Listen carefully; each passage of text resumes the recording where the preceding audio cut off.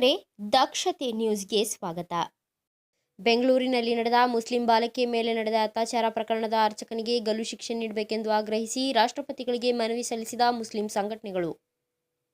ನಿನ್ನೆ ಬೆಂಗಳೂರಿನ ದೇವರಹಳ್ಳಿ ದೇವಸ್ಥಾನವೊಂದರಲ್ಲಿ ಅದೇ ದೇವಸ್ಥಾನದ ಅರ್ಚಕ ಮುಸ್ಲಿಂ ಬಾಲಕಿಗೆ ಚಾಕ್ಲೇಟ್ ಆಮಿಷವೊಡ್ಡಿ ಬಾಲಕಿಯನ್ನ ಫುಸುಲಾಯಿಸಿ ಅತ್ಯಾಚಾರವೆಸಗಿದ್ದಾನೆ.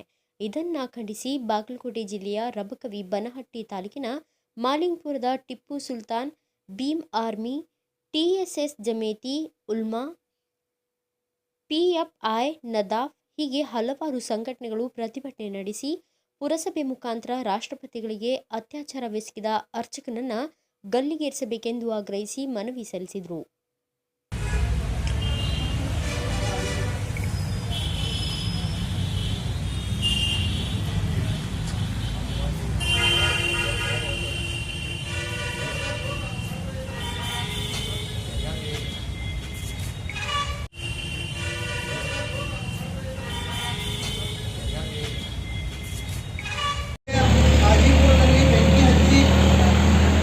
ಮುಸ್ಲಿಂ ಯುವತಿ ಗುಲ್ನಾಸ್ ಎರಡು ಪ್ರಕರಣಗಳನ್ನು ಖಂಡಿಸಿ ಮಾಲಿಂಗಪುರ ಟಿಪ್ಪು ಸುಲ್ತಾನ್ ಸಂಘರ್ಷ ಸಮಿತಿ ಹಾಗೂ ಜಮಿಯತ್ ಉಲಮಾ.